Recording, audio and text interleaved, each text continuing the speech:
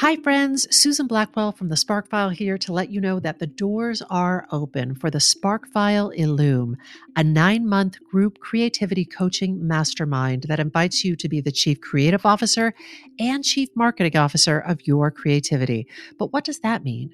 That means in 9 months in Illume, you will clarify and advance your big creative goals and learn how to effectively share your work with the world. Now, if you're listening to this and you're an experienced creative or an accomplished professional who seeks a space where it is safe to attempt something you've never tried before, or complete a big creative project, or take your work to the next level and acquire the skills needed to share your creative work with the world, Illume might be right for you.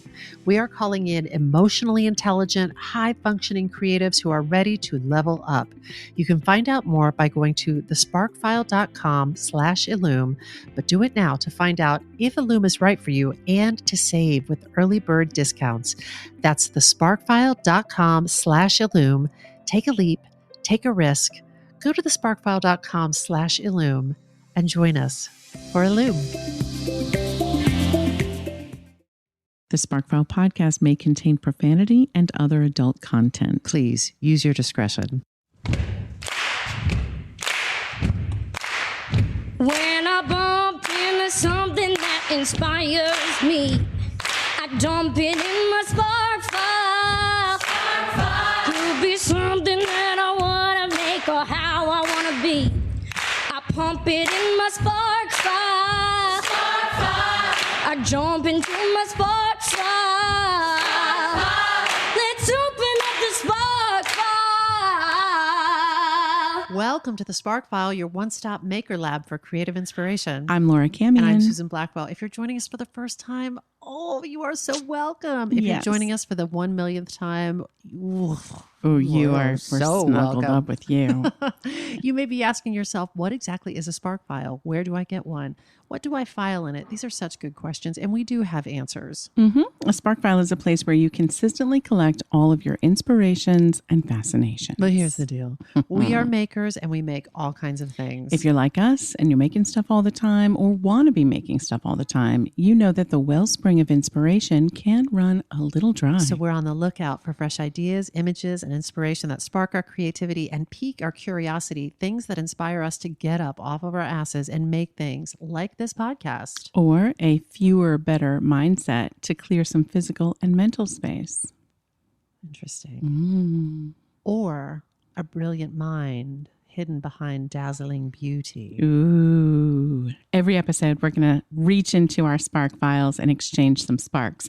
And from time to time, we're going to talk to some folks who spark us too. And if you're not careful, you might just see past the surface. So without further ado, let's open up the Spark File. Camion Blackwell. Welcome. Oh, thanks. Welcome to you. I just realized in that little teaser that, you know how we tease each other with like, what's our spark going to be? Yeah. I was like, that's not really something you make, a brilliant mind hidden behind. I was like, mine is also not something you make. So scrap this episode. It's done. We're both fired. We're rehired. We renegotiate our contracts.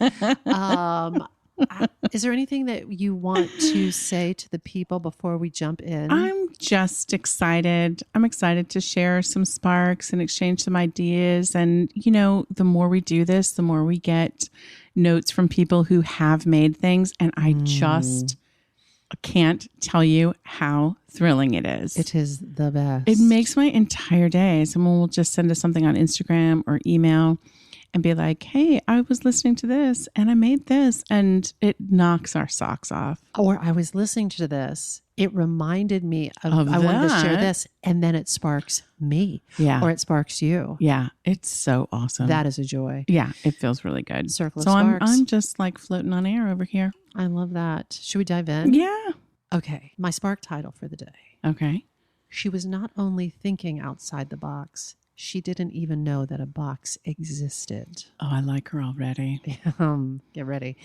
My spark sources include a documentary called Bombshell by a filmmaker named Alexandra Dean, an episode of The Kamala Show on YouTube, and good old, sometimes reliable Wikipedia. Hey. Yay. Thanks, Wiki. So this spark is the story of Hedwig Eva Maria Kiesler.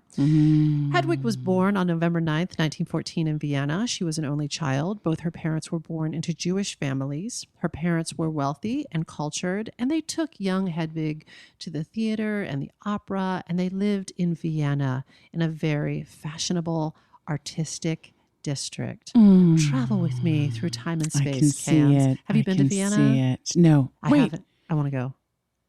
It sounds so beautiful. No. Let's go. Yeah. On can we? the world tour Yes, of the okay. Spark File podcast? Yes, please. Okay. So little Hedwig had a very curious mind. Her father, Emil, was a successful bank director, but he was also interested in technology. So when they went for their walks together, he would point out how things worked, like electricity and streetcars and factories. And she learned to associate invention with her father, whom she adored. So I watched this interview with documentarian Alexandra Dean.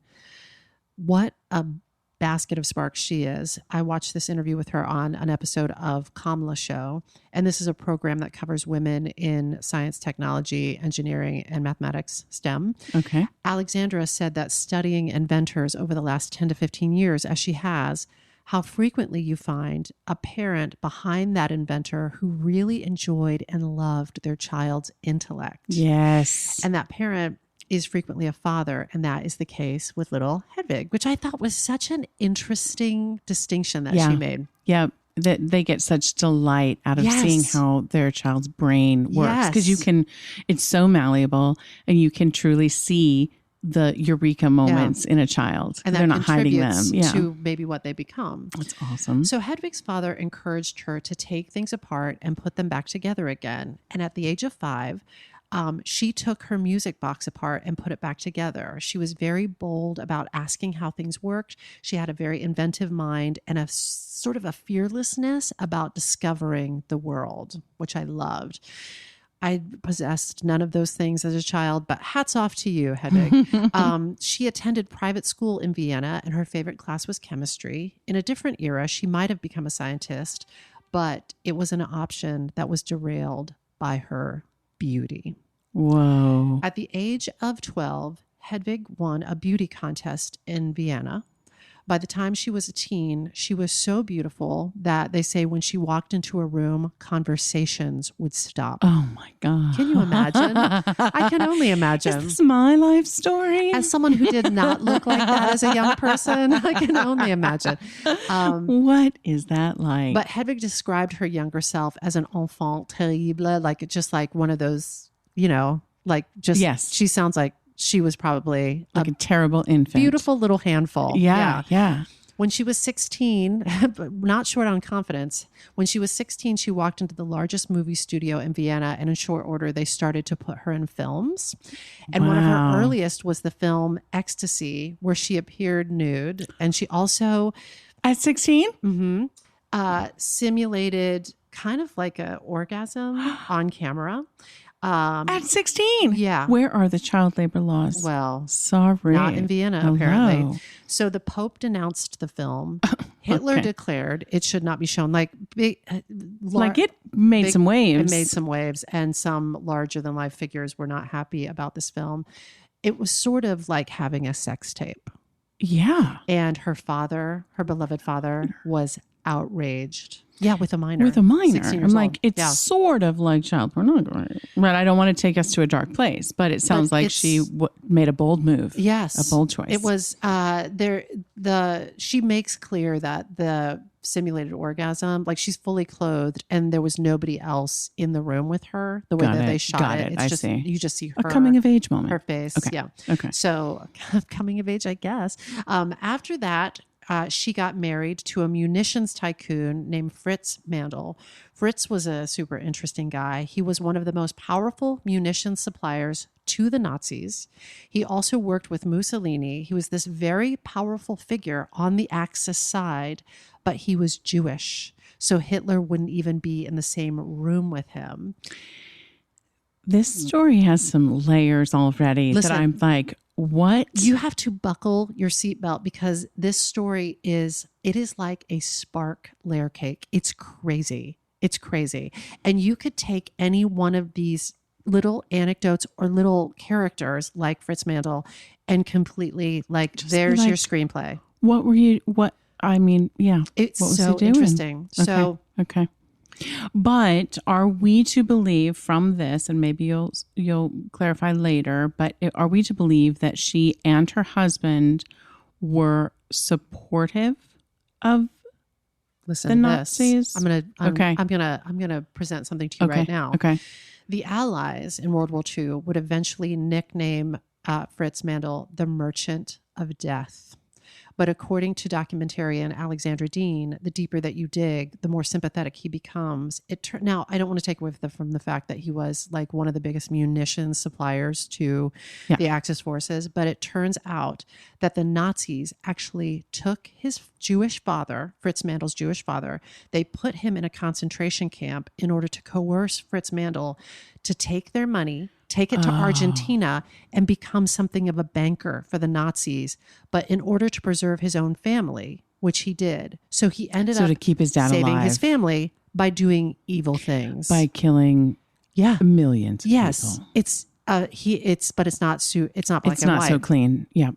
Nothing ever Whoa. is. Yeah. So back to Hedwig. So with Fritz, Hedwig and Fritz had this country, in addition to their other, I'm sure, real estate. They had this country house with 25 guest rooms.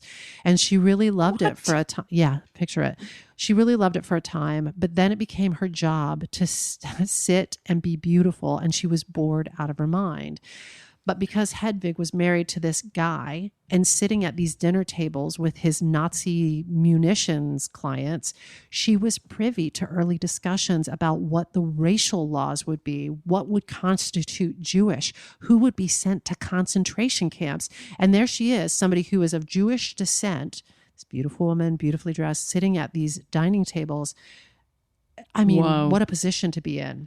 And she's, I presume, soaking it all up. She's also got She's a learning. magnificent brain. That's right. So if all of that wasn't shitty enough, her husband became jealous and paranoid about his beautiful wife. He started buying up prints of the film Ecstasy, in which she had appeared nude. Of course. And the more he bought up, the more they would print because they could make as many copies as he would buy. He had the maids listening in on Hedwig's phone calls. It was the classic story of she had everything she could ever want except for her freedom. And she was basically in a cage. a beautiful bird in a cage. So by 1937, the war was inevitable, and Hedwig was in this really tense situation. Jewish people's civil rights were being stripped away, and the stress of that climate brought on her beloved father's sudden death by heart attack. And this was a real turning point for her. So I'm sorry. He saved his own father. I keep going back to that because I'm like, okay, so he saved his own father, but not Hedwig's. not her. Okay. Yeah. So after several failed attempts to escape from her husband and from this life, one night, they say, one night they were having a dinner party, and Hedwig, as the woman of the house, helped choose the maids and the caretakers for the house. She found a maid who looked a lot like her. She made 2 cups of tea, one of them with a sleeping powder. She switched cups with the maid. The maid drank it and fell asleep. Hedwig had sewn her jewels into the lining of her coat. She put on the maid's costumes. She jumped on her bike, and she successfully escaped. Oh my gosh. By bicycle. Dressed as a maid. Dressed as a maid. After several failed attempts, she would escape, and they would bring her back. This life is an amazing life. This is incredible. We haven't even scratched the surface. So her parents had friends in England. So she escaped to England, and she spent several months in pre-war London, which was something of a safe haven. And while she was there, she saw a Metro Goldwyn Mayer movie that had the lion at the beginning that goes, yeah, MGM. Yep, MGM. And she said, I want that. And she ended up meeting MGM studio head Louis B. Mayer, who had come to Europe to buy up all the actors and actresses who were escaping from Nazi Germany, which that in and of itself is a fascinating moment. Because he figured he could get them for a cheap price. He offered Hedwig $125 per week. She said, that's not good enough. And she walked out of the meeting. Then she immediately booked because she's so smart. She immediately booked passage on the ship that Mare was sailing back to New York. And on that trip, she made sure that she was out on the deck in her tennis clothes and her bathing suit. And then on the first or second night, she went to her little modest cabin and she put on one of her designer gowns that she had escaped with. And she walked past Louis B. Maye's table. And Douglas Fairbanks was sitting at Maye's table. And apparently his eyes were glued to her. Louis B. Mayer circled back and offered her $500 a week for her to be on an MGM contract. But they all knew that the name Hedvig Kiesler had to change. And on that boat out at sea, Louis B. Mayer's wife came up with Hedvig's new name. And though Hedvig only had a few sentences of English, when she stepped off the ship, she was met with photographers and reporters who wanted to meet Louis B. Mayer's latest discovery, Hedy Lamarr. Hedy Lamarr.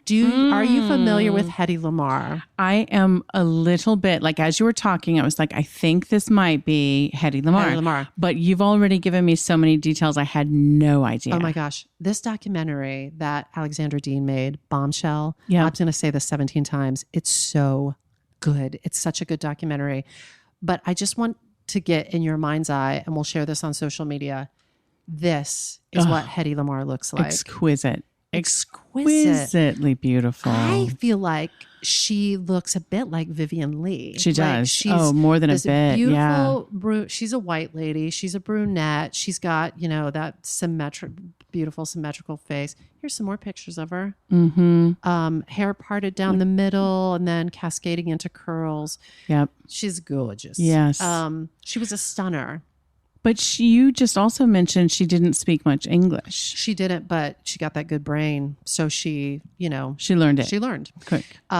She learned it to be in Amazing. movies. Yeah. So she gets to Hollywood. Charles Boyer saw her at a party and was just smitten by her. And he asked that she be in his movie Algiers, which put her on the map. And suddenly she was on the cover of all these movie magazines. And a lot of famous starlets started styling themselves to look like her. And that's why when you look at her, you're like, oh, Vivian Leigh looks like her. And, but everyone was trying to look like copying her. Yeah. Yeah. She also became friends with like the biggies, Charlie Chaplin, Orson Welles, Howard Hughes, John Kennedy asked her out. At this point, she is so desired. She could have married anyone, but she surprised everyone by choosing a screenwriter named Gene Markey. And it seemed like she was deeply in love with him. They even adopted a son. Just a little thread that I want to tie up. Yeah. So what about did she get divorced from the other guy? She just I also had ran that. away. I think she must have. I think at some point she must have, because what we're going to learn is that she married several people. She had several marriages. So I'm assuming there was marriage, divorce, sorted marriage, out. divorce, Yep. marriage, Yep. marriage, Okay. divorce. Yep. Wow. I also had that question. Yeah. It's so interesting. Just because I'm also still wondering, like, what happened after she escaped? Did he come looking for her? She got out, which is amazing. She got out. I'm so curious. And escaped that war on Europe's soil. Yeah.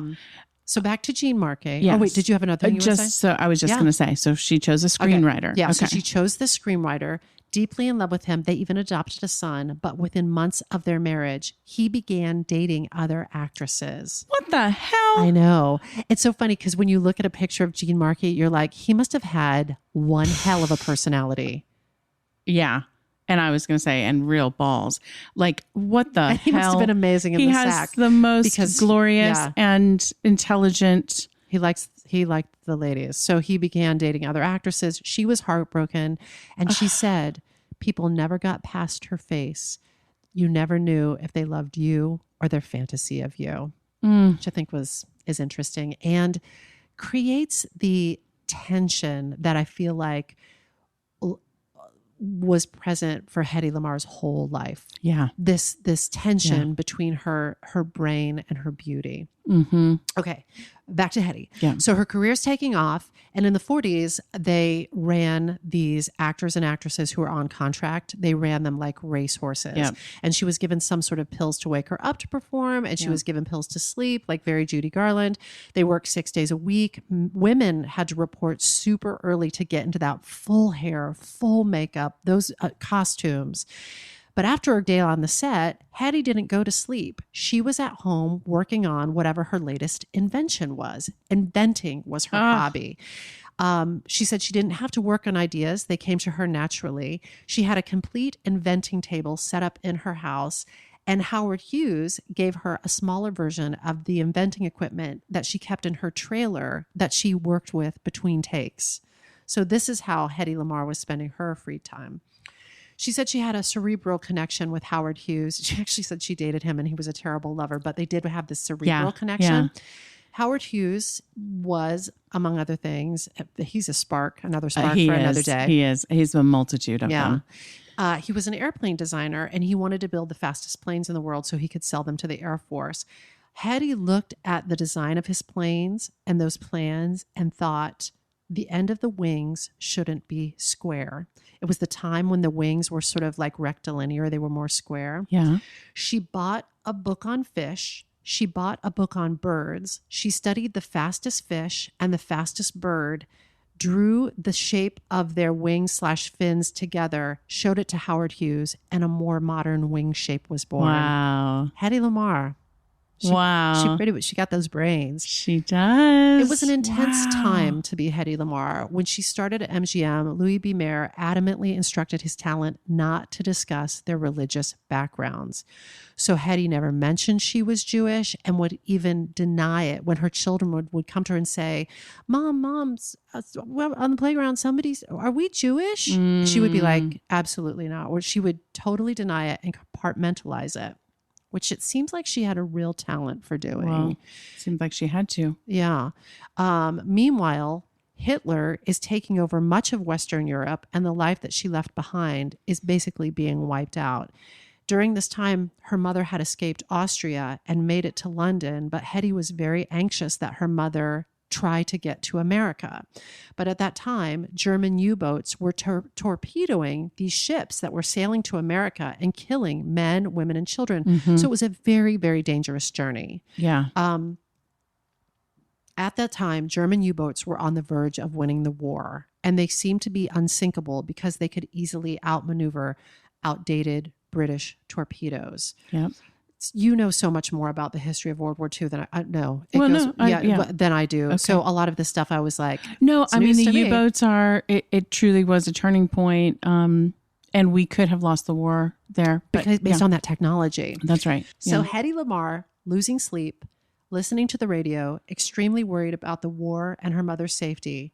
But to quote the film Bombshell, which all of this is from, most of this is from, which you should totally watch I'm too, going because to already. It is unbelievable. But Hedy, being Hedy, said, I'm going to do something about that. Oh my gosh. I'm not just going to sit and stew. I'm going to do something about this, which gives me chills. I got this. In the documentary, she says, I got the idea for my invention when I tried to think of some way to even the balance for the British. A radio-controlled torpedo, I thought, would do it. God.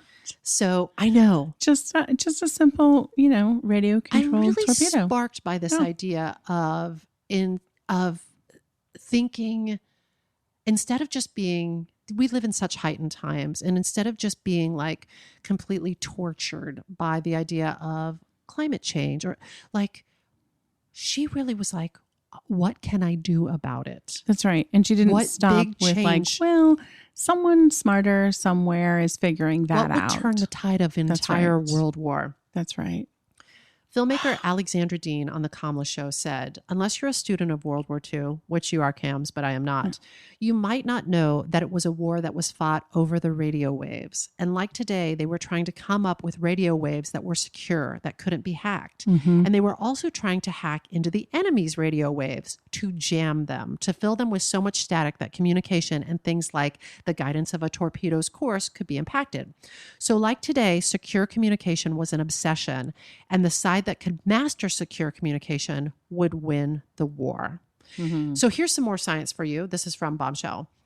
A torpedo launched at any given trajectory might need to be changed or redirected. You want, ideally, your launching boat to communicate with the torpedo. The problem at that time was that radio communication was not secure. Your enemy could find the frequency that you're communicating with your torpedo and jam it.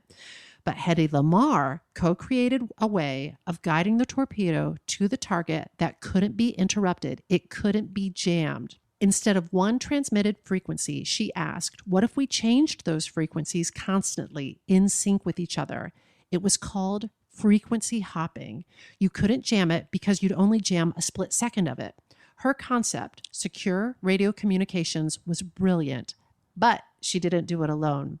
The invention was hers, but the implementation of it was provided by a man named George Antheil. Now, before I go on, any questions about the technology? Does that make sense? It makes total sense to me. I did not know the specificity of that. That's incredible. The thing I love about the documentary Bombshell is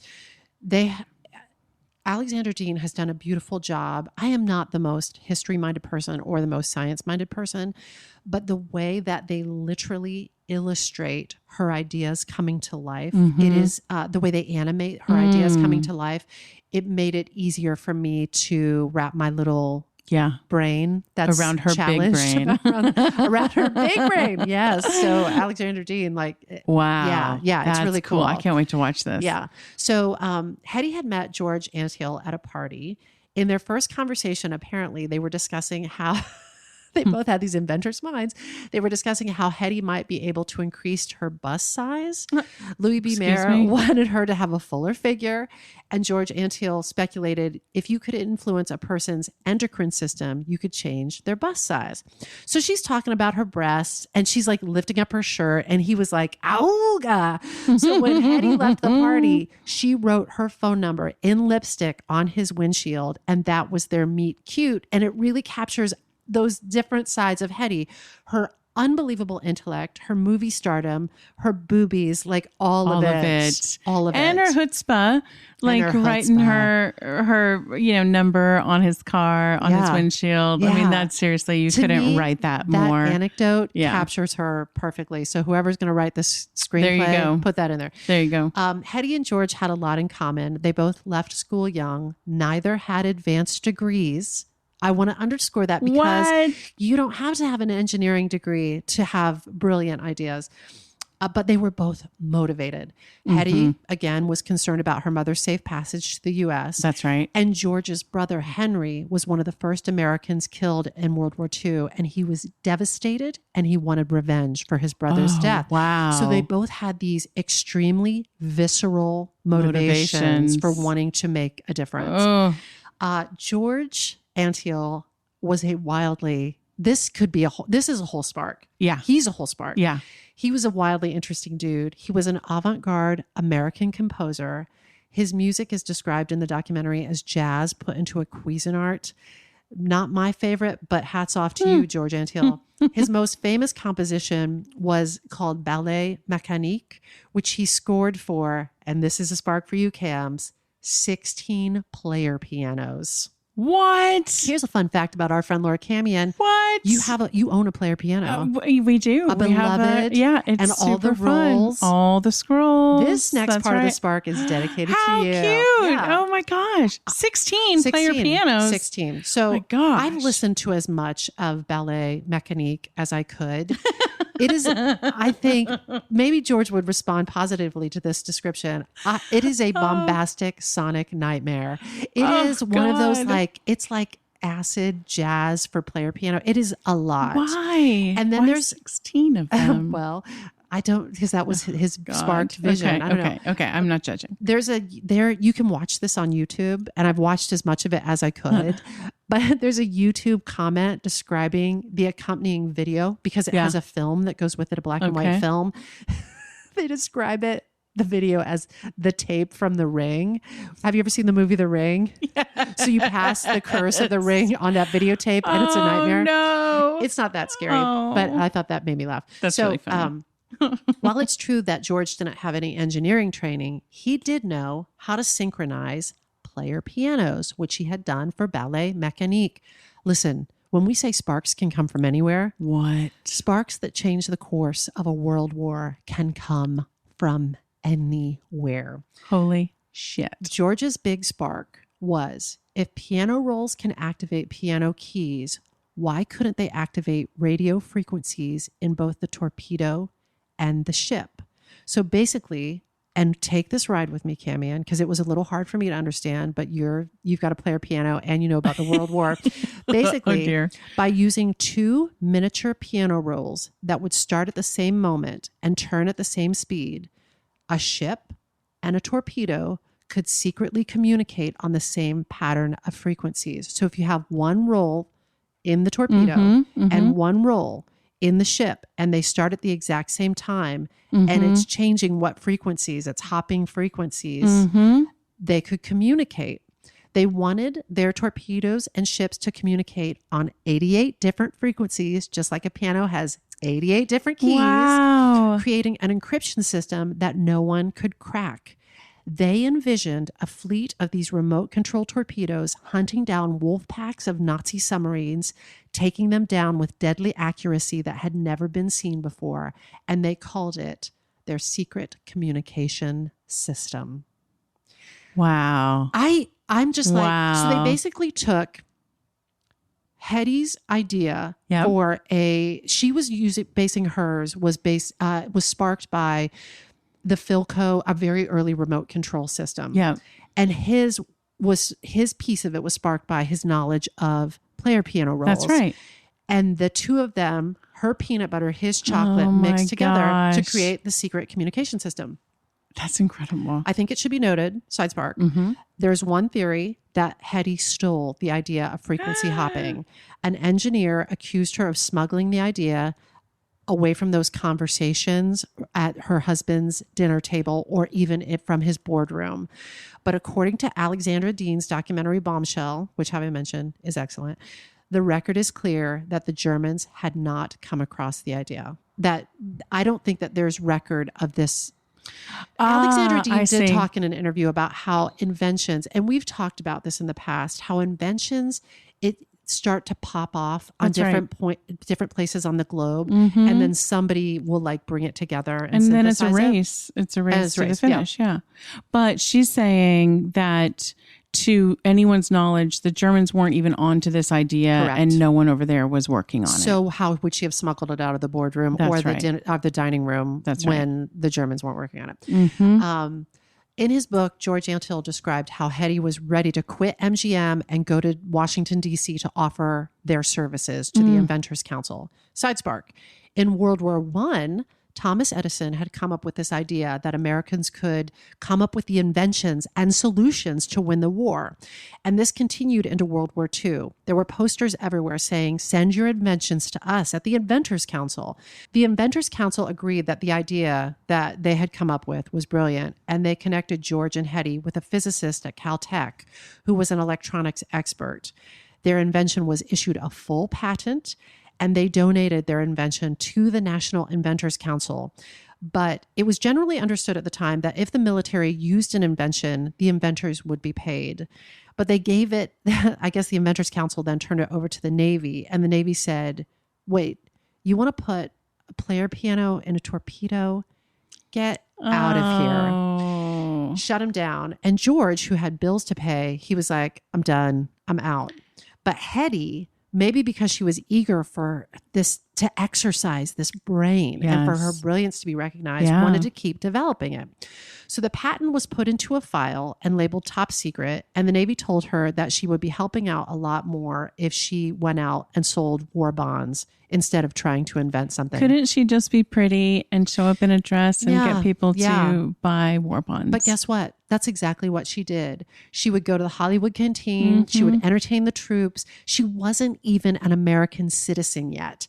And she was doing all of this work, and she sold $25 million worth of war bonds, which in modern currency is $343 million worth of war bonds. Unbelievable. And then after doing all that work, the U.S. government seized the patent in 1942 as the property of an enemy alien. So they used her to sell all these war bonds, and then they labeled her an alien. Why? Why did they do that? I don't know. Just to get the patent out of her hands? I don't know that it was, I don't know. And I don't think she knows. And I don't know that history knows. I don't know.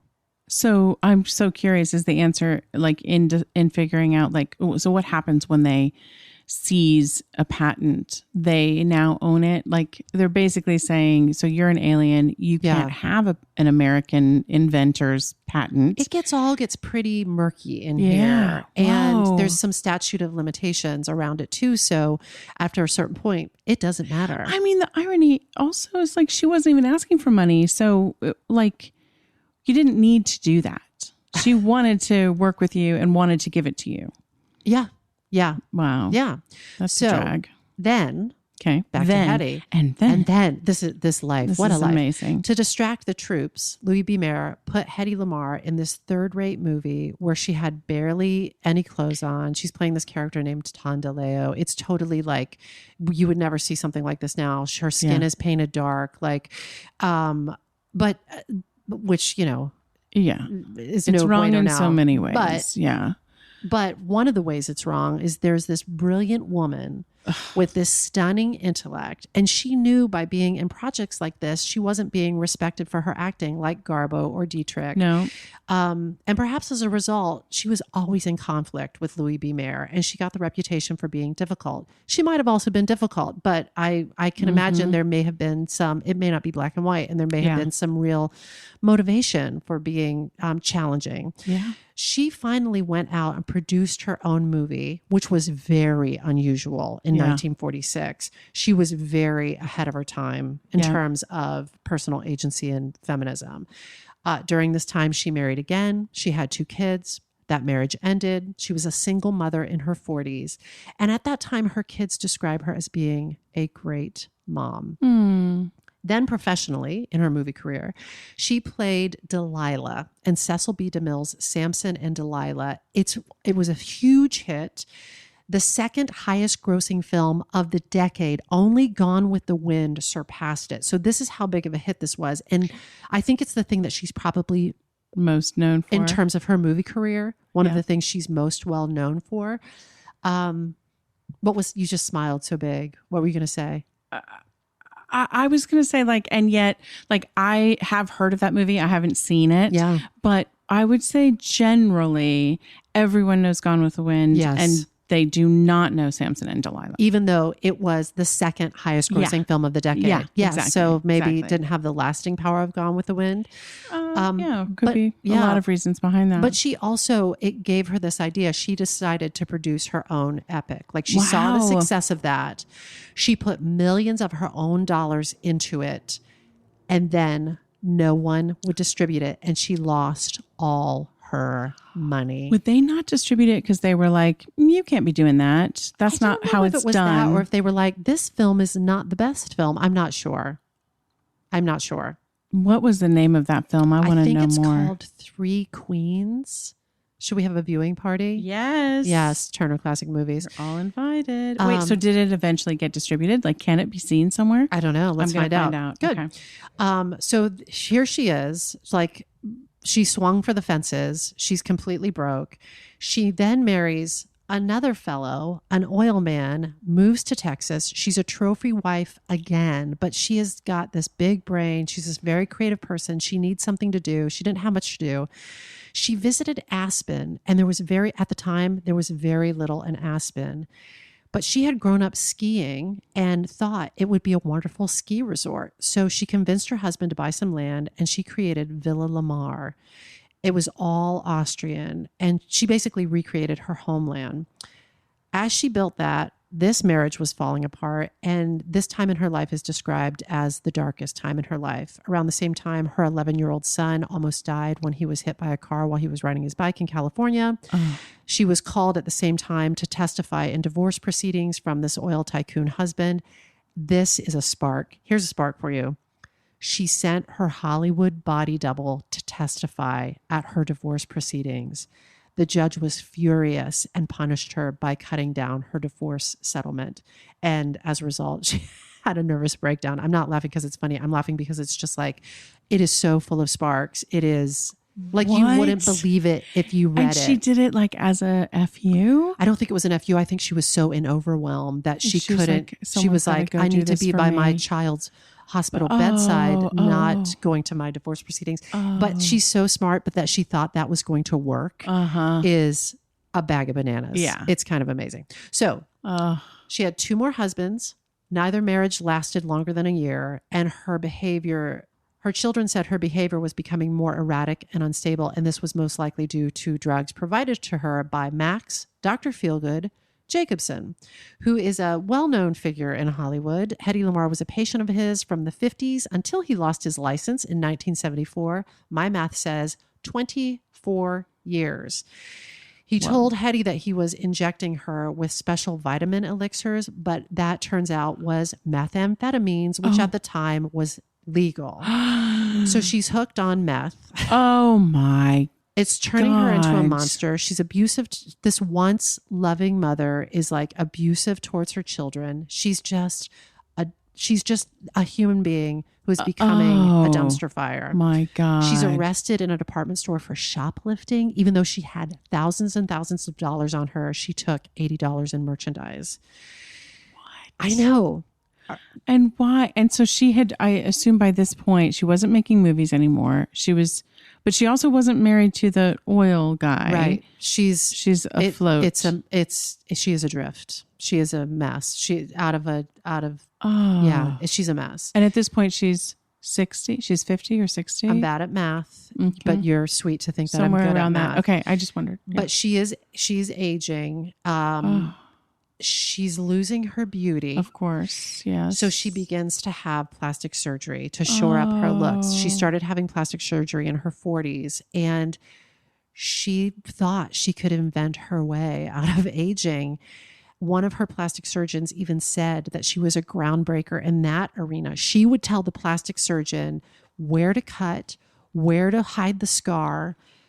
And a lot of these things had never been done before, but 3 cheers for invention, 3 cheers. But it got out of hand and she became disfigured. No. She was one of those like Jocelyn Wildenstein, unrecognizable. Unrecognizable. You have to watch the documentary to see it though. We will not be posting that on our Instagram. But she started to hide away, no longer going out in public because of this failed plastic surgery, and the money was running out. So in 1969, she wrote to a friend in the Navy asking if he could find out what happened to her patent. And apparently the reply has been lost, but what she probably learned is that her idea of frequency hopping had been put to use in military communications. By the time of the Cuban Missile Crisis, when President Kennedy had sent ships to blockade Cuba, the ships that were running the blockade were all equipped with frequency hopped radios. And when she found out the patent was being used, she thought, hey, I'm broke. I could be making some money off this. But for Hedy to be paid, they had to use her patent before it expired in 1959. And there is evidence that they did give it to a contractor in 1955. And that contractor was handed that patent and was tasked to create with something called a sonobuoy. The inventor of this inventor of the sonobuoy had a website where he pays tribute to Hedy and George and their invention.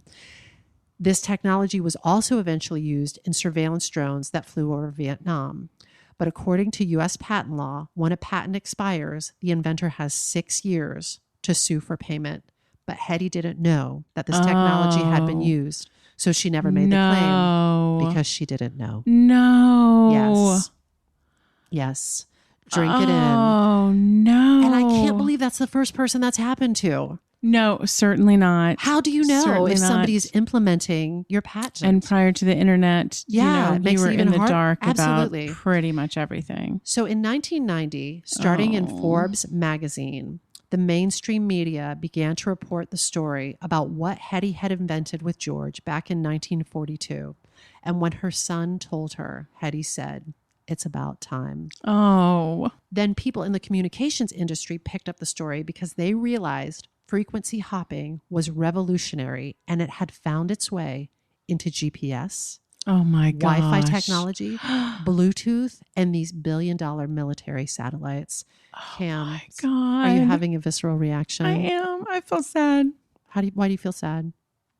Just that I'm assuming that by the 90s she was nearing the end of her life. And I don't know, I guess it's good that they recognized it, but it's awfully frustrating that she didn't get credit for that.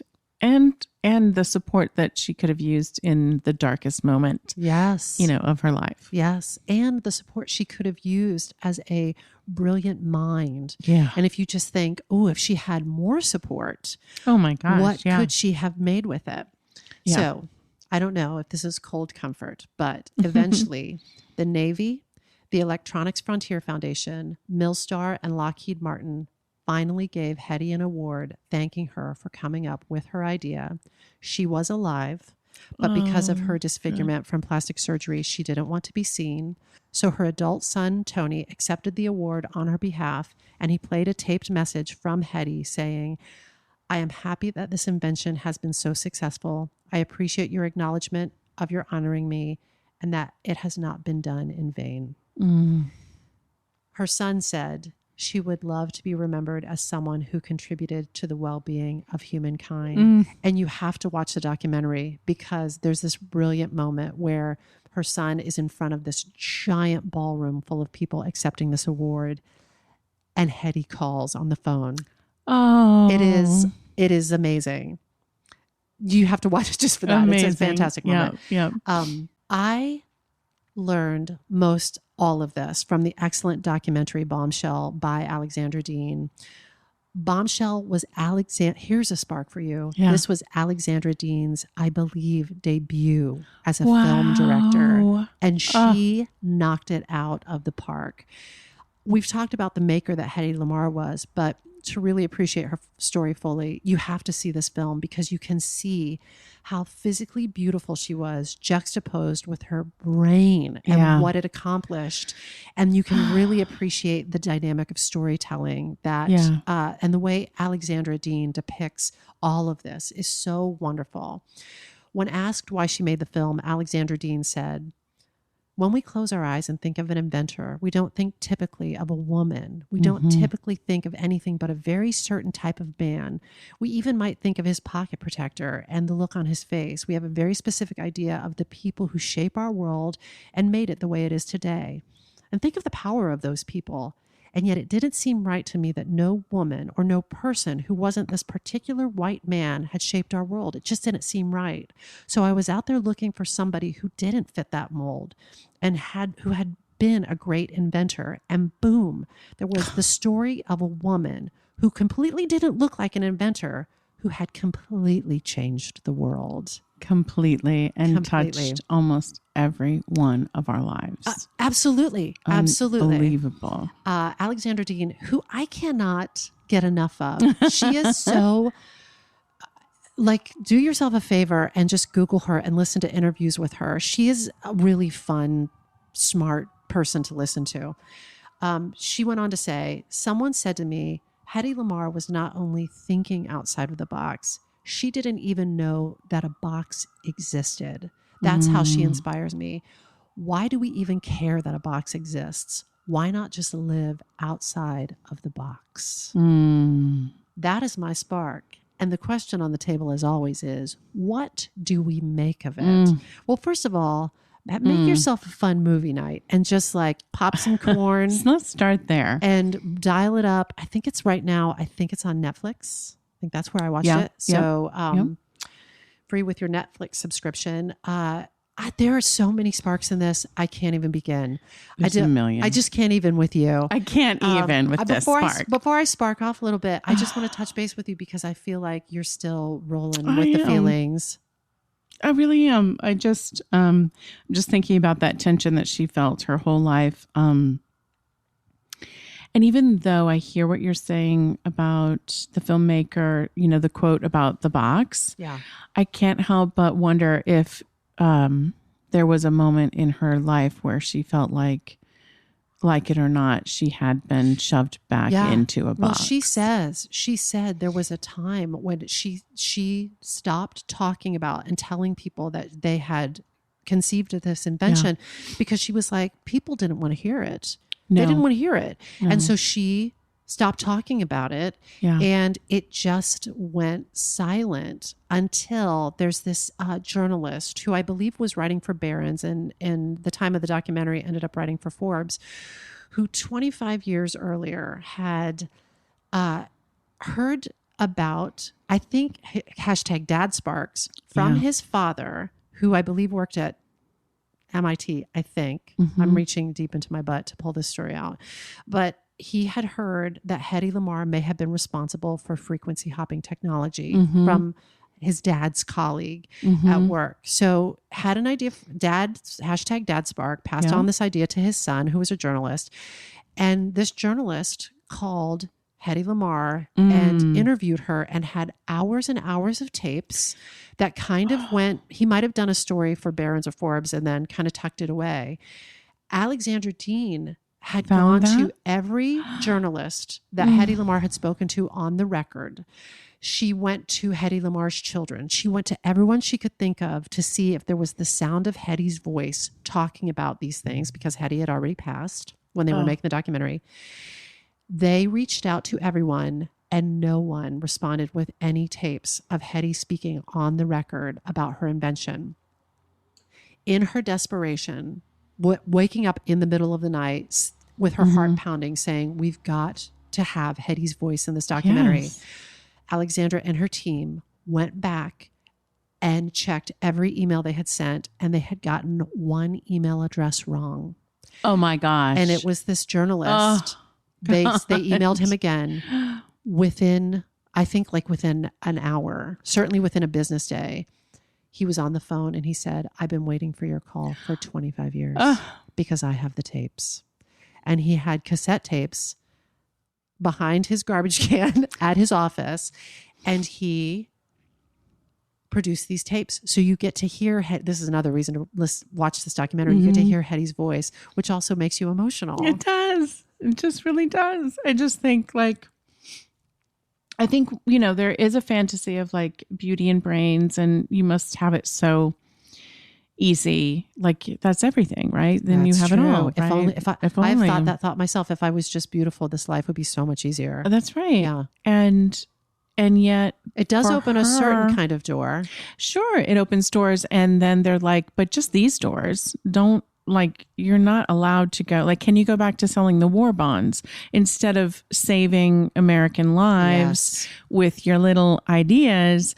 Could you please just sell some war bonds? And I just feel what a loss. What a loss. Can I share this? I transcribed this, but it's not in my Spark, but can I share something with you? So this great interview I watched with Alexandra Dean, which I referenced at the beginning during my Spark sources, she had this message, which she really wanted to convey to especially young women.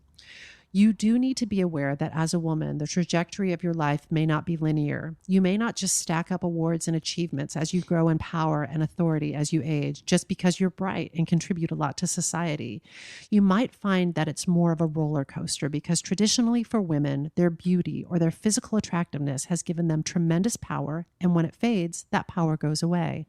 And what Hedy teaches us is navigating that push and pull of being beautiful and having brains and wanting to be recognized for them is difficult and full of pitfalls. And you have to have your wits about you and realize what's important. And at the end of the day, Hedy didn't realize what was important. She botched her face because she thought it was so important that her beauty remain intact. She did not realize how powerful her mind was or the contributions that she had made. But those contributions became what she was known for. That's why she's a legend today. That's how she's made her mark on the world. So if women are watching this or listening to this podcast to know a bit more about how they should live their own lives, I think the message is really put a lot of eggs in that basket of your own intellect and brilliance, and don't pay too much attention to people's reactions to your face. That changes and is really irrelevant. It might be fun for a while, and have fun with it, but treat it for what it is, which is this passing existence in beauty for a while, and then you pass through it. Your mind, the things you do to help the world, the things you do out of your heart, these are the things you may really leave as a legacy. This is what will give you power in your life, real power, power you can rely on, power you can be proud of. Fuck yes. Those are the words of Alexandra Dean. No, that is absolutely the truth. That's it, isn't it? That is the truth. And I'm 100% with her. And I think that Hedy learned the opposite lesson, because when she was messing with her face, I think at that moment in her life that all she had been taught was your beauty is all that matters. This is, because you're going to disregard the rest. And then eventually it came back around. But, in that moment in time, how could you blame her? Because the only thing that she was being valued for was that at that time. That's right. I've said this, and I don't mean this to be, I love myself, and I actually love my body, and I love my face. And that love has grown over time. It's grown over time. I didn't always feel that way. Yeah. But because I never traded on my beauty, I've never traded on my looks. I think I have an easier time in these later chapters of my life because I'm just building on a foundation of trading on ideas and heart and my winning personality. Yeah. And I feel sometimes for people who their beauty has opened so many doors for them, because I do think it's harder as one ages. 100%. I don't have that 100%. Problem so much. I feel like I have to give my mom some credit for this as well, because my mom was very much like, that's not what we're going to emphasize. Yeah. Despite, recognition that I may have gotten or any of her kids may have gotten along the way, she'd be like, that's nice. We're not giving that the power. Yeah. And as you know, my mom was never like, put on lipstick before you leave the house. Yeah. Like never the focus, never. So, there's an upside to that. And now look at us scrubs. Now we're just owning it. We're scrubs. I have to say though, when I see myself now, there are many times when I look at myself and I'm just like, what a beauty. Oh, what a beauty. That's so awesome. I think it has a lot more to do with figuring out my own taste and style, what I love. And also there's a glow from within. And strength and knowing who you are. Yeah. 100%. What else do we make of it? Oh, I'll say just the story of her escaping that house of her first husband, of drugging the maid, of cycling off into the night and escaping to London. That 24 hours would be a thriller.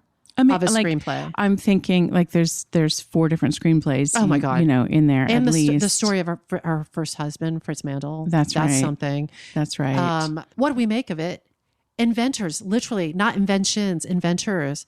If you want to raise little inventors, delight in the intellect of the children in your life, whether that's your own progeny, whether that are your students, your nieces, your nephews.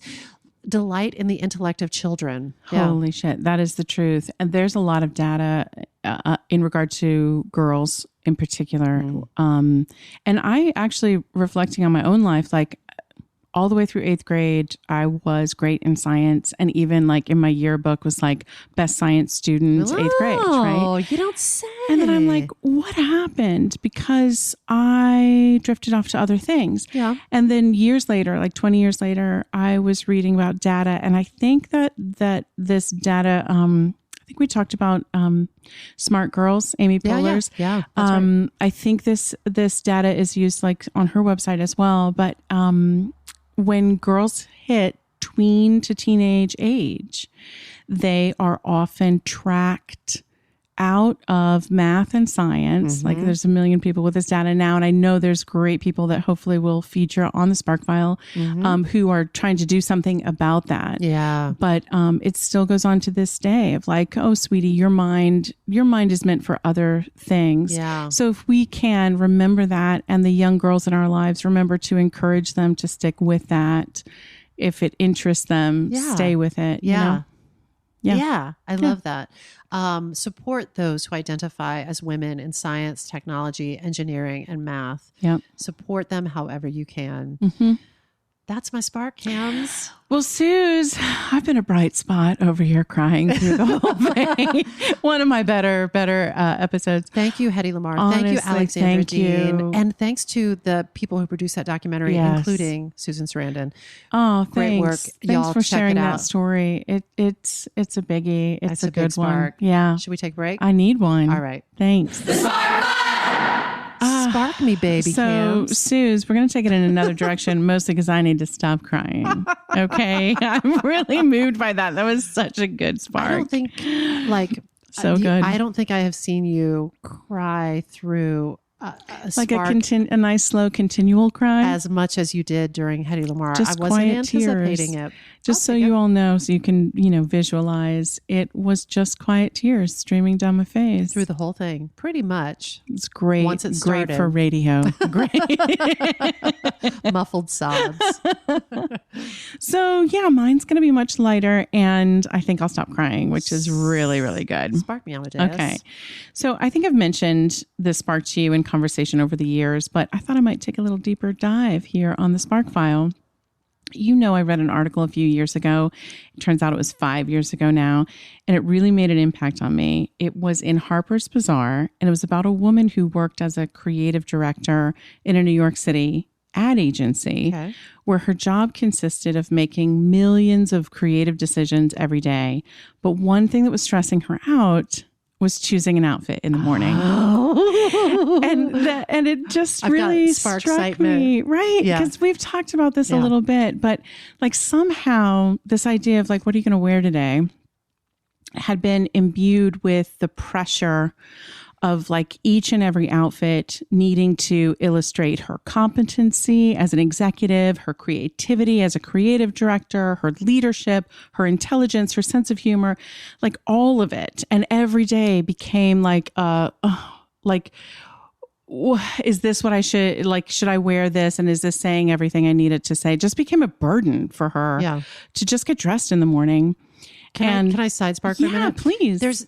I am fascinated by this as somebody throughout the course of my life who has, like, we were talking about this with Jill Twist the other day, who has struggled to define personal style. And finally, I feel like now at the tender age of 50, it's kind of You got it. I'm nailing it. But I was doing, I think, an episode of a TV show and then subsequently a film. And it was the same costume team. Design team. Yeah. And there's a woman on this design team, and her name escapes me right now, but she, every day that we all report to work, she would have this amazing, fresh look.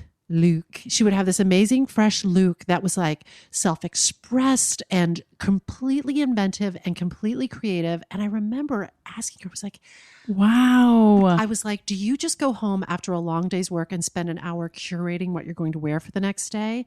Because it was, looks on looks on looks on looks. And she was like, no, I just like in the morning, it comes to me like fast and fresh, and she throws it together.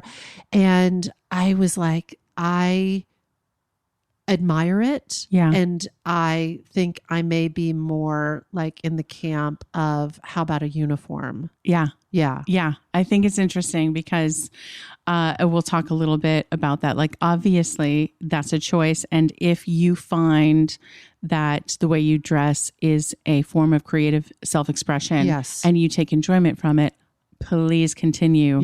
Go about your business. Yeah. But if you find it to be stressful, the freedom of a wardrobe. Got it. Yeah. But if you find that it is taking up valuable space in your mind that you'd like to be putting elsewhere, towards we other got a spark for creativity. you. Yeah. So in this article, she wrote about beginning to think about the amount of mental space that she could free up if she didn't have the burden of this particular decision every day. Yeah. Not to mention the time spent on it. So she looked around at her male peers in the office, and they didn't relate to this issue at all because they wore a suit every day. Uniform. They had their uniform. They were like, often it's the same suit. They change the shirt underneath, or maybe they just change the tie underneath. They didn't worry that their outfit wasn't going to reflect their worthiness in the workplace. Yeah. And they had more time and they had more creative energy just to focus on doing the work. So she adapted this idea to fit her needs. She decided on a work uniform for herself of her own free will, one that suited her personality, in fabrics that she loved, that she felt comfortable in. You know, she allowed for a spark of her personality to show through. Like for her, it ended up being like a comfortable but sleek, like well-fitting black pant, a white shirt, but it was very specific. It had detailing. And she bought like 15 of them. A black jacket when she needed a jacket. And she remembered how her mom used to love to put a little ribbon in her hair. And as a little nod to her mom, as a memory of her mom, she used like this black leather bow around her neck. It was really thin. It was just a thin little, she tied a bow around her neck. Simple, easy. Chic. Yeah. She felt relaxed every morning getting dressed. She felt empowered. She felt like she was running the show, not her wardrobe, which was important. And this article really stayed with me for a long time. First of all, a confession for anyone who's like, Kamian, you're so full of shit. Nobody. Why do you think the audience is... I'll tell you, because I am a child of the 80s. Like, I admit that no matter how you slice it, the incredible pull of consumerism is in our bones. We were raised in that. Yeah. It was a time of buying things and having things, and literally greed is good was the mantra. Yeah. That's the Wall Street movie, the Gordon Gekko character, like greed is good. And that was never said in our household, obviously, but it was a sentiment that sort of permeated the whole culture. Consumerism equals happiness. Yeah, a literal sense of like, it's never enough. Yeah. Once you get here, you're going to want more. And it took some time and some years to unravel that in my own mind. And then just when I thought like we might have moved past it culturally, 9/11 happened, and I was living in New York City at that time. And as you know, part of the message in the wake of that event was, please buy things. Go out to eat and shop and see shows. Please, please, please spend your money because our economy is counting on it. Yeah, proactive messaging around that. That's right. Yeah. And so this was also the era of Sex in the City, the clothes, the shoes, the outfits. Like it was very much, and I was 100% like, I love that show. And I was totally in that era in New York City at that time. Right. Yeah. You know what I mean? And I think that it was very common to be like, you can't, that concept of you can never have too many shoes, like the Carrie Bradshaw, like, and this idea of never like, wear the same outfit twice. Yes. Yeah. And like the person you were describing, well, I may have a day where I wake up and I feel more bohemian than I do today. And I want to have this just in case I'm feeling bohemian. This is my bohemian look, right? What if I'm going to a music festival? I'm going to need to have this, to have that look. I'm going to need all the shit, frankly, that now when I reflect on, I'm like, I never needed all of that. But I definitely, was guilty of it at that time. But by 2009 and the housing market crash, the recession, and those times were over for everyone. Yeah. And honestly, I felt like it was a relief in many ways of just like, I'm so ready to pare my shit down, simplify. Minimalism started to become a thing, So when I read this article, and the article was by Matilda Call, she's the creative director, it resonated like a fucking bell ringing inside of me. Like it just truly spoke to me. I knew that I wanted to change my approach to work clothes. I didn't want the stress of it. I didn't want to spend my creative energy on it. Like she said, I have so many creative challenges at work to keep my mind stimulated that I don't feel an urge to express myself creatively through what I wear. I finally had enough. That's what she said. And I didn't want to go like as extreme as she did. Yeah. But I did want to make my own life easier. Just easier. And for me, that looked like a wardrobe of like mix and match pieces. Understandably, like most of them are black. But that's for ease. Like that's not because I love black more than anything. I'm like, once you're in it, it's just easier to mix and match. But it's also easy day to evening. You do a lot of day to evening stuff. So it's easy to... And then accent with like a splash of color from time to time. So it is super easy. And I find that I can get up and ready and out the door so much faster. And I have more creative energy in the morning. Yeah. So sometimes I think about like those stats, like how much time we spend like sleeping in a lifetime, which is like 25 years, or how much time sitting at a desk, 5 years. And I just wanted to cut down on the amount of time standing in front of my closet wondering, clothing rack. What am I going to wear? Yeah. And is it clean? And what would go with that? Yeah. And when did I last wear that? Who cares?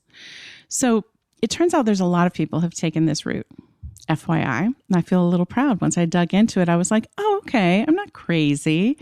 Barack Obama once said, Oh, I'm trying to pare down decisions. I don't want to make decisions about what I'm eating or wearing because I have too many other decisions to make. word. And it's funny that he mentioned food because I feel like that's next for me. Like I really crave like a meal delivery service. It's just like, just tell me what I'm eating today. Yeah. You know? Yeah. Um, Whereas or for maybe some a personal people, chef. Whereas for some people, like that is a major outlet for creative self-expression. That is correct. They love to cook. They love to. Our friend Benjamin Hagel, he during his workday sits and like when he has a little downtime, he's a very big job, but when he has a little downtime, he sort of like formulates what he's going to make for dinner. And for a long time, this can't possibly still be true, but for a long time, he didn't make the same recipe twice. That's amazing. Yes. So that is amazing. It was a major source of creative self-expression for him. And that should be continued. Like that's embraced and celebrated. And I hope any person who feels that way about it But goes for forward. you, you're like, that's not my creative self-expression place. That's right. And I think that just knowing that we have permission to make the choice that suits us. Yes. You know, I think that in regard to the like work uniform, I think some people are kind of terrified of like, well, you can't do that. Well, people will think I'm wearing the same thing. On day 3 or 4, when you say to them, I gave myself a work uniform, no one's going to think that anymore. You know, like you're not wearing literally the same pair of pants every day. Yeah. So choice. choices. So obviously Barack Obama has much bigger questions to answer than what I'm going to, than I'm working on, but it's all relative. And I think that it's okay to say, I want my creative energy for other things. Yeah. So while it was a woman who literally made headlines for giving herself a work uniform, she did, like the number of places where this story ran, which I didn't know at the time. I just saw it in one, but it caught fire. The spark caught fire. People did like follow-up stories 5 years later. Are you still wearing the same thing? Spoiler, no. She's adjusted it. She's gone from short sleeve to long sleeve. Like she's figured out, she's tweaked it. Yep. But so when a woman did it, the world sort of freaked out and wrote about it everywhere. Okay. But the smartest men in the business have been doing it for years and years and years. Steve Jobs. Yes. After a trip to Japan in the 80s, he came back inspired to develop his own personal uniform. Issey Miyake was his designer. That's right. The black turtleneck. Yeah. But Levi jeans and tennis shoes. I think they were Balance or New Balance. I'm not sure. Tennis shoes. Yeah. Albert Einstein, gray suit, no socks, disheveled hair. Gray suit, no socks. Well, he was ahead of his time. There it is. Yeah. Andy Warhol, 501s, button-down shirt, blue jacket, striped tie. Wow. Alfred Hitchcock, dark blue suit. David Byrne said, people remember you better if you wear the same outfit. Interesting.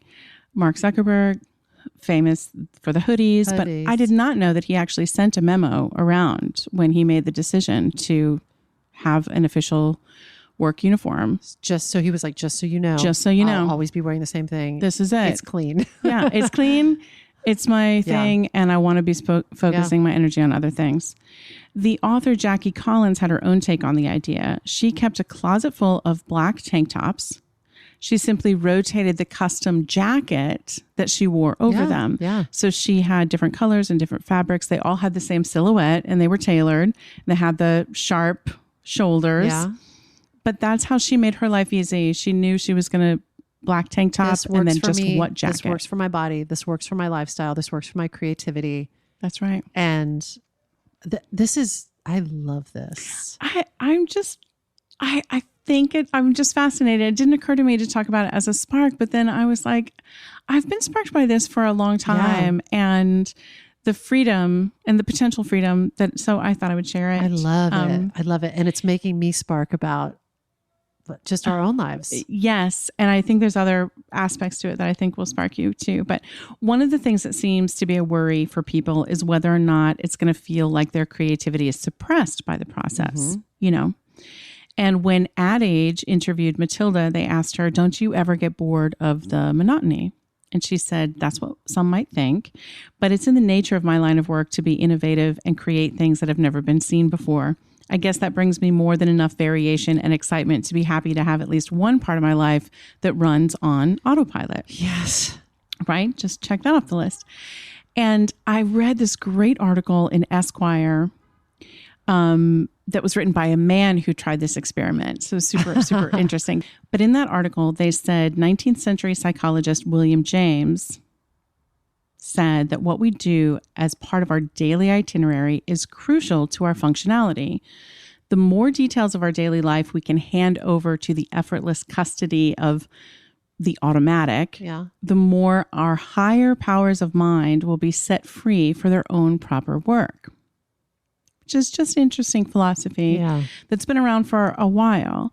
How much can you put on autopilot so that you can free up the deeper thinking in your own mind? So it also seems to me that this is like completely up for personal interpretation. Like there's no rules. No one, like if you say I'm going to have a work uniform, like no one, and that in and of itself is a creative act. Yeah, you can change it anytime. You're totally in charge of it. Yeah.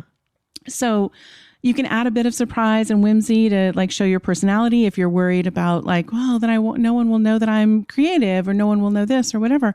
All of that is still possible. But from day to day, you can eliminate the clutter of decision making that you need to do. Just brain space.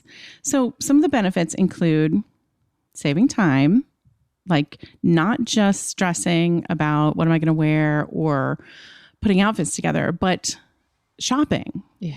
So much less shopping. Yeah. Saving money. Matilda bought in bulk. So when she found the shirt that she wanted, she got the manager of the store and said, I'm going to buy 15 of these. What can you do for me? What can you do for me? Oh. Negotiating. Ooh. So you save money. You might save on self-doubt, like just eliminating throughout the day the like, oh, I shouldn't have worn this. Yeah. I should have done something else. And no, this is what you're doing. Yeah. End of story. Save yourself the stress of the visual noise of an overflowing closet, stuffing things into drawers. Save yourself the guilt about things that you haven't worn. Yeah. Save your creative energy. But now I also have to admit that the desire to save my mental energy has rolled into a bigger issue. You might also be able to add save the planet to this list. Yes. The fact is the fashion industry needs us to buy new clothes 4 to 6 times a year. Actually 6, because they've now added resort season and pre-seasons to the 4 seasons. They already had us buying things. And they are the second most polluting industry there is. Number 2 behind oil and gas. Wow. That's right. So I have no ill will for the fashion industry. Like I'm seduced as everyone else. Like it's gorgeous and fun. And frankly, works of art, like fashion is a beacon of creativity and inspiration. And I love all of that. But the buying of things that we don't need, when I still have clothes that fit, when I've chosen carefully, you know, and I have things that last. But it's their job to convince us that those things are out of style and we need new ones, you know, all of that. But Susan, recently I learned about this company, Kuyana. Have you ever heard of them? I have not. Suze, this lit me up. Their tagline is fewer, better. Fewer, better. And they make no bones about it. They are not trying to get you to buy more. They want you to buy less. But higher quality. But better pieces that will last longer. Quality over quantity. This is my jam. You will love them. I haven't even bought a single piece. I'm just in love with the idea. The concept. I want to support them. Any business that is like bold enough to come forward and say, we're not going to try to... Is everything like $1 million? It's not. It's not. Yes, it's probably, it's a little bit, it's more than fast fashion. Yeah. Without a doubt. It's not more than what I spend on clothes now. It's very comparable, but you might spend like a cashmere sweater might be $200. But based on this concept, I was like, it's going to be $500. You know, it's going to be beyond. I think they are attainable prices. I'm not saying that I'm not saying like that's nothing, but they're very clear. They will last for years. And as you know, and have known for a long time, I'm all about price per wear. Price per wear. So another article that I read years ago, and Susan can attest that we talked about it, I don't know, a decade or more. Yeah. When you look at price per wear for your clothing, rather than like, oh, this coat is $100. Yes. But this coat I'm going to wear to one fancy event, that price per wear is $100 per wear. Yeah. Here's this, I don't know, here's this sweater for $100. I'm going to wear that sweater for the next wheels come off. Till the wheels come off for the next 5 years. Yes. I'm going to wear that sweater 100 times. That's $1 per wear. Yeah.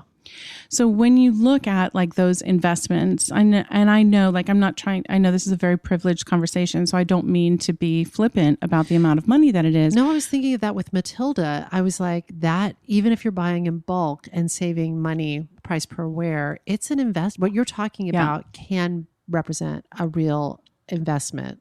That is at the correct. outset. And I think you don't have to do it. Like I didn't do it all at once. Right. I just found that there were certain what works brands for you. Yeah. And then you return to those brands and return to those pieces that sort of fit within that wardrobe that you've established That's a foundation for. Yeah. And when they're on sale, then I'm like, great, I'll get another pair of these pants that I love. I love this. So I don't know. I feel like it does suit the world we're living in now to think about like, yes, creative energy, that is precious. And that alone to me is decision enough. Like that's enough to inform that decision. But also we've spoken about wanting to consume less and create more. Yeah. And so this is one way to consider doing that. I have so many sparks popping. Yeah. May I? Yes, please. I do think about my 2019 Consume Less, Create More challenge that I set for myself, which was, I feel like I've mentioned this, bear with me while I mention it again. Yeah. I had a theory, a hypothesis that I was replacing actual creation with a counterfeit substitute of buying stuff, like looking at pretty pictures online, putting things in a cart, eventually pulling the trigger on it. And I could justify it by saying, well, those pieces will then be self-expression when I put them together in different looks, blah, blah, blah. But I was like, let's just like do a little research on this. And I was like, if I purchase less clothing, specifically clothing, shoes, that sort of thing in 2019, I have a hypothesis that I will make more because I won't be using time, money, resources dedicated to that shopping. But I also will want the good feeling that comes from, sometimes it's a dopamine hit that comes from buying, and a deeper good feeling that comes from actually creating. And I have to say, at the end of the year, here's the tally. I bought one souvenir sweatshirt from the Performing Arts Project. Nice. I bought one vintage, I'd never seen anything like it before or since, Pendleton jacket. Lovely. On sale, 50% off. Yes. And I bought on final sale at the end of the year, right before the end of 2019, so it didn't feel great. I bought 4 sweaters that are part of what I think of as my uniform. That's right. For when we teach / podcast in public. That is right. Because I have learned a thing or two about what uniform works for me, and it's got to do a lot of different things. That's right. In addition to being like, I want it cuddly, I want it to keep smells in to protect the people near me. Smelly teddy bear. It also has to be comfortable. It cannot itch. I want it to look pleasing. So I want it to fit well. And here's a super bonus. I have to be able to fit 2 dogs inside it so that when I'm editing or writing at my computer, it's big enough that I can fit dogs inside of it. None of this is a joke. All of this is real. It's awesome. And it has that with a pair, like I'd layer shirts underneath it, and then a pair of what I call my creativity pants, which are, this came out of this year of living less consumerly, which was I take pants that I already have Eventually I'll run out, but right now I have it. And I paint them with colors that are pleasing to me. I smear them, I spatter them, I paint them, and I love them. Yes. They make me so goddamn happy. I can't even tell you when I wear them. Yes. So that's my uniform. And so I did sneak that in right under the wire because I was like, these prices are unbeatable. I mean, yeah. So, but that's not bad. A total of 6 items. And as I say, when we talk about goal setting, even if you set a goal and say you don't exactly meet it to the letter, you still ran the ball so much further down the field than you would have if you hadn't set the goal. I felt that way about my year of consume less, create more. Yes. I bought 6 things as opposed to the hundreds of dollars worth of things I would have bought if I hadn't set the goal. And I created a metric shit ton. That is correct. Yes. And that illustrates the point exactly. It's a confluence of all these things, though, like also defining that uniform. That's right. Has been a real liberator for me. That's right. And you defined it by like, what functionality does it need to have? What does it need to say about me? How do I need to feel when I'm wearing it? You were thoughtful like about so all of much that. of it. In addition to keeping the smells in and keeping the dogs in, like I also, I feel good when I'm in it. I feel comfortable and strong and creative. That's right. Yes. That's what this entire Spark is all about. I love it. I love it. Yay. We talked about that clothing thing before the year started. And I too was like, okay, I'm going to consume less. And I bought 12 items, which on average is 1 per month. That's pretty good. And that's so much better for me. That's great. And I also... Were you crazy selective about those items? Yeah. I mean, like... I would put some, there were times like, especially on Instagram, they'll be like, that's cute. Punch, a hit, tap it, add it to the cart, and then be like, actually, I don't need that. And I don't need to spend any more time on this website. Go away. Yes. And I was just more conscious of that, of like, I don't need any of this stuff. So I feel now, and it's very empowering to say, like, I have everything that I need. I do. So to join the items in my wardrobe, you have to be something that, like, you might be a duplicate of something that I've learned I really love and I want to snatch you up while you're on sale, or I don't want to miss having that because I know you're a piece that I'll wear a lot. Or you have to like pass through this test that I now have of like, is this going to enhance my life in some significant way? And if not, then A, you don't get my money, and B, you don't get my time. I love it. So I think that what you just described, though, is what we make of this Spark, or what I hope people will make of it. Just a thoughtful consciousness about their consuming, about self-expression, about permission to make it easy on yourself, and whatever that means. If that means less of things, if that means scrapping all of it and starting from scratch, whatever that means to you, you have permission to make it fucking easy on yourself. I'm also, it's so funny. I'm laughing here because I'm thinking about our listeners. Like, I feel like we shout you out every time. Hi, Andy Berkey. I think about you because I think if you're a guy, not to make this gender, but if you're a guy and you are like working in your shop and you're like, who gives a fuck?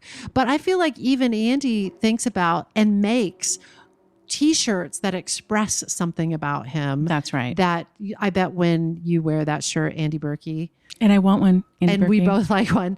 My sizes are. I feel like must fit 2 dogs inside. That's right. Must contain 2 dogs.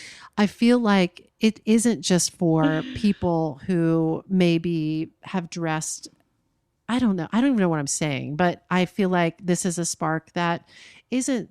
It's not just for you and for me. I feel like it has further reach. I think so too. Like, if you know that the physical activity that you do, like in several of these stories, I read about a woman who was an art director. Yes. Who, I mean, like in an art gallery, who would be lifting paintings, putting them up and stretching and moving. And over the years, she found the fabrics and the brands that worked for her. And she's like, and for the last 20 years, I've been wearing the same thing. Yes. Yeah. And you can like give yourself that freedom of freaking donate all that stuff. Like, I know that Marie Kondo and cleaning out our clutter is a whole other spark. Yeah. But you have permission to like get rid of all that stuff that doesn't work for you. It doesn't work for you. Those shoes that don't work for you, they don't feel good on your feet. Like, get rid of them. Boop, and boop, if you boop. have that favorite shirt that you're like, I don't know why, I just love when I go into the garage and I'm wearing this shirt and I'm like, this just works for me. Like, if you're able to, get 10 of them and forget all the rest. Or get what you need. Like, that's another thing. I love in our closet. True. Like, Yes. Nathan has,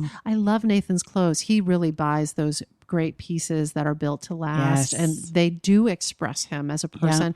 And they fill up a little tiny slice of the closet, and then the rest is my fucking bag of tricks. But like, but I do feel like by the time I die, whether that is tonight when I'm hit by a bus or 50 years from now, hey, we never know. Maybe I'll have like winnowed it down and distilled it to just like those perfect pieces. Well, to me, like that's also a fantasy of like less visual noise. Yeah. As I get older, like I really like so a pair sparked aesthetic. by this. Yeah. And so I have a fantasy one day, as you can see from my closet right now, this is not the day, but one day, you know, having just one of those closets that feels relaxing to walk into. Space because I between love the hangers. Oh my gosh.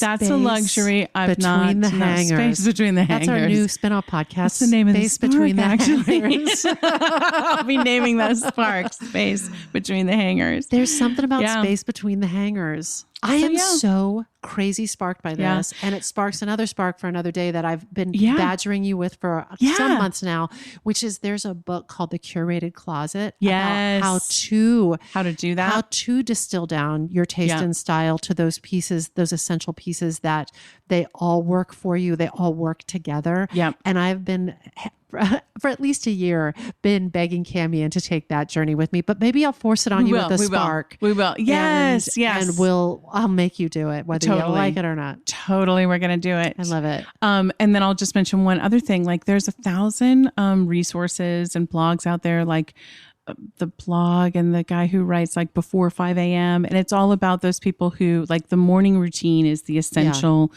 productivity tool, basically, right? I don't know that everybody's wired that way, but sure. Exactly. Yeah. Not everyone is wired that way. But in that Esquire article I read, one of the benefits the guy got from it was by reducing that time, he created a morning routine with that extra time that was beneficial for him. That was, you know, a healthy breakfast and 15-minute workout. You know, it was significant to him. Buy back some creative time. Take it back. I am so sparked by this. You own the morning.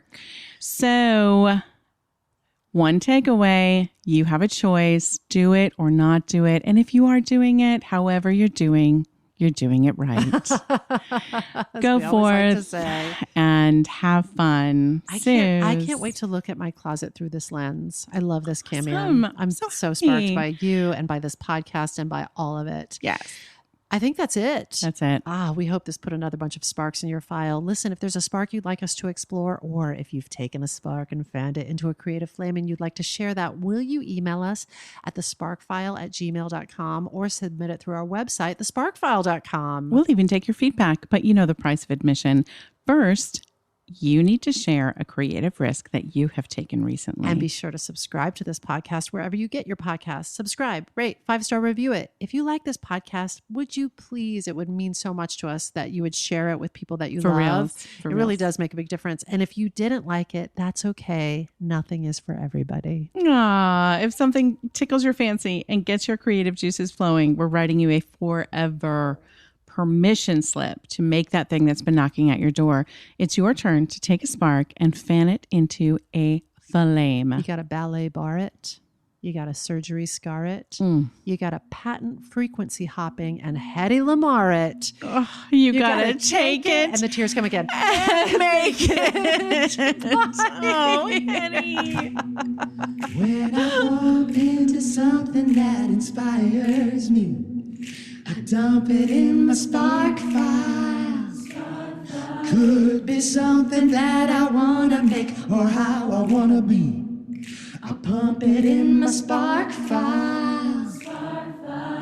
I jump into my spark file. Let's open up the spark file.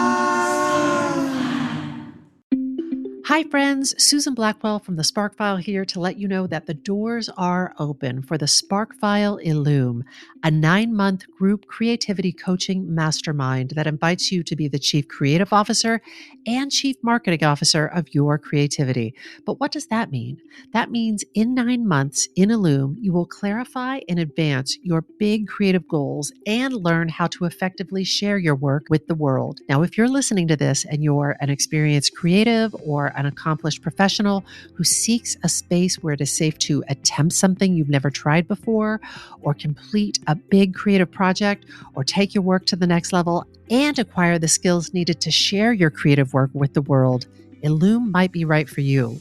We are calling in emotionally intelligent, high-functioning creatives who are ready to level up. You can find out more by going to thesparkfile.com/Illume, but do it now to find out if Illume is right for you and to save with early bird discounts. That's thesparkfile.com/Illume.